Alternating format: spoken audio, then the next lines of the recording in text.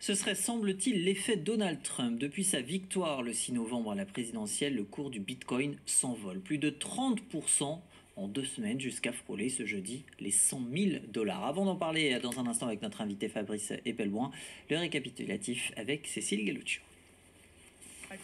Mon plan est de faire en sorte que les États-Unis soient la capitale mondiale de la crypto-monnaie et la superpuissance mondiale du Bitcoin. C'était le 27 juillet dernier. Donald Trump est alors dans le sprint final de la campagne, à la recherche d'électeurs indécis. Alors pourquoi pas draguer les utilisateurs du Bitcoin? Pourtant, 5 ans plus tôt, pendant son premier mandat, le républicain était plutôt anti-crypto-monnaie. Je ne suis pas fan du Bitcoin et des autres crypto-monnaies, qui ne sont pas des monnaies et dont la valeur est très volatile et fondée sur du vent. Alors pourquoi le milliardaire a-t-il changé d'avis? D'abord parce que les crypto-monnaies sont devenues plus populaires avec le temps. Aussi parce qu'il s'est rendu compte que 7% des Américains possédaient des crypto-actifs. Autant d'électeurs potentiels, des électeurs qui, par définition, ont de l'argent. Et le moins que l'on puisse dire, c'est qu'ils le lui rendent bien. Les crypto-actifs ont représenté plus de 40% des dons des entreprises à la campagne républicaine, soit plus de 130 millions de dollars. Tant de personnes dans le monde de la cryptographie avaient courtisé Trump et avaient également pris la parole lors d'événements cryptographiques majeurs. Les membres de sa famille ont aussi mis en place des investissements et une société de crypto-monnaie. Le pari s'est avéré gagnant pour tout le monde, puisqu'aujourd'hui, un bitcoin se vend 94 820 €, une hausse de plus de 39% depuis les résultats de la présidentielle américaine.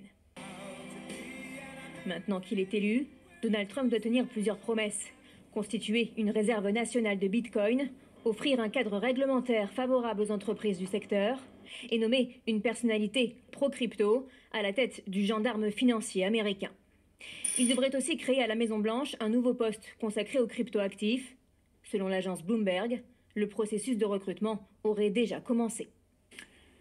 Bonjour Fabrice Epelboin, vous êtes enseignant à Sciences Po Paris, également entrepreneur. Merci d'être avec nous ce soir sur notre antenne. On va jeter un œil sur le cours du Bitcoin justement le mois dernier.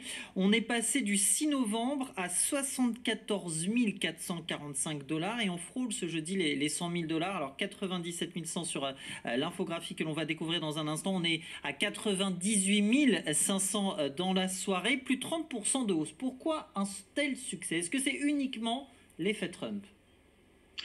Il y a un effet qu'on appelle dans le milieu des cryptos le bull run, qui est un mouvement haussier, cyclique, que tout le monde attendait, mais il y a indéniablement un énorme effet Donald Trump et un pari des États-Unis de se reposer enfin sur ces technologies qui ont fait leur preuve. Le Bitcoin est là depuis plus de 15 ans. Désormais, ça va devenir une réserve stratégique aux États-Unis. Ça va devenir quelque chose de beaucoup plus accepté par à la fois le grand public, mais surtout les banques, qui notamment en Europe ont de grandes difficultés à typiquement accueillir des startups qui travaillent dans le monde de la crypto. Et puis, il va enfin y avoir un cadre législatif favorable aux cryptos quelque part dans le monde et pas n'importe où dans la première économie du monde. Donc c'est clair que c'est des signaux extrêmement positifs pour la crypto en général, mais le Bitcoin en particulier, qui est vraiment l'élément central de tout cet écosystème qui veut renouveler complètement la façon dont la finance fonctionne. D'autant plus que Donald Trump pourrait créer un poste de secrétaire dédié aux crypto-monnaies, et ça forcément ça ne peut que booster leur cours. Le fait d'avoir des décideurs politiques et des législateurs qui comprennent cette technologie, qui comprennent les enjeux et le potentiel, c'est sûr que c'est un avantage phénoménal par rapport à ce qu'on a au niveau français ou même au niveau européen. On n'a pas les compétences au sein du législateur pour offrir un cadre favorable. La Suisse avait pris une grande longueur d'avance, c'était devenu le centre de la crypto européen, mais là c'est clair que les États-Unis vont avoir un effet d'aspirateur sur tous les projets, toutes les ambitions, toutes les compétences. 100 000 dollars avant la fin de l'année, vu l'évolution, c'est très fortement probable. Vous disiez aussi que c'était cyclique, ça veut dire aussi que tout peut retomber d'un jour à l'autre. Ah oui, ça peut retomber de 100 000 dollars à 70 000 dollars pour finir par 200 000 dollars dans 1 an et demi. Oui, c'est à peu près ce qui est attendu, très honnêtement. Ça peut avoir d'autres trajectoires, mais ça ne retombera pas à zéro. Ça n'est pas un scam, ça n'est pas une arnaque. On a passé ces débats de discussion de bistrot qui étaient habituels sur le Bitcoin un peu partout dans les médias français. Désormais, c'est reconnu comme quelque chose d'extrêmement sérieux. Ça va intégrer une réserve stratégique. Ça va donner lieu à une innovation absolument incroyable qui a déjà commencé finalement il y a assez peu de temps. Il y a 4-5 ans que vraiment l'innovation pétille dans le monde du Bitcoin, notamment à travers la finance décentralisée. Là, on va passer à un échelon supérieur. Donc, c'est tout à fait normal que tout d'un coup, il y ait des signes extrêmement positifs sur les marchés. Du reste, les marchés traditionnels, le Nasdaq, le Dow Jones, ont considérablement augmenté au lendemain de l'élection de Donald Trump, alors que les marchés européens étaient en berne. Oui, le débat que vous évoquez sur le fait que cette monnaie est dépassée ou pas, comment dire, est une vraie monnaie ou pas, est complètement effectivement dépassée à l'heure où on se parle. Est-ce que ce succès du Bitcoin, justement, il peut attirer le secteur de l'innovation européenne aux États-Unis? Oui, c'est clair qu'il va l'attirer. Il y a un cadre réglementaire. La première contrainte pour l'innovation autour des cryptos, c'est vraiment le cadre réglementaire. Et c'est très compliqué en Europe, extrêmement compliqué. Encore une fois, parce que le législateur ne comprend pas bien ce qui régule et que, donc, fatalement, il se laisse glisser des amendements par une industrie bancaire qui ne veut pas entendre parler des cryptos et qui va, du coup, se retrouver face à une industrie bancaire américaine qui va entamer sa transformation de façon très rapide et probablement très violente. On sait que le Salvador a fait du Bitcoin sa monnaie nationale. Là, on évoquait ensemble les États-Unis qui veulent faire une réserve nationale de Bitcoin. Ça veut dire quoi concrètement? En fait, au-delà du Salvador, il y a une quantité de pays qui adoptent le Bitcoin de façon plus ou moins intime, comme le Salvador, du fait de la faiblesse de leur propre monnaie. Et donc, ils se reposent sur des choses qui sont finalement, certes volatiles, mais bien moins que le pesos du Salvador.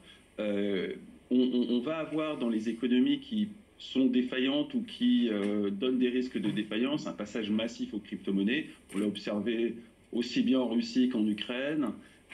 Ça va être de plus en plus adopté. Et ce qui est intéressant pour ce qui est des États-Unis, c'est que si on a des taux d'adoption du Bitcoin qui sont de l'ordre de 7-8%, ils sont très inégaux dans la société. Et on trouve typiquement dans les communautés latino-black beaucoup plus de détenteurs de Bitcoin.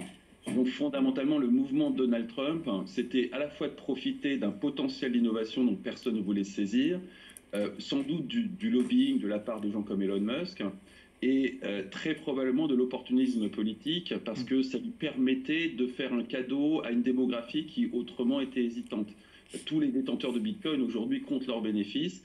C'est très clairement le calcul que s'est fait Donald Trump pour massivement déclarer les portes ouvertes sur le Bitcoin aux États-Unis.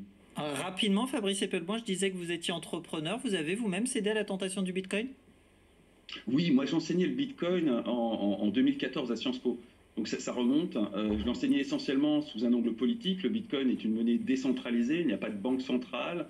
Et du coup, ça impose de réfléchir à ce que c'est que la monnaie. C'est une monnaie dont la réserve est connue d'avance, contrairement à l'euro ou au dollar, où la planche à billets peut fonctionner sur des raisons qui échappent à tout le monde, et notamment au contrôle démocratique.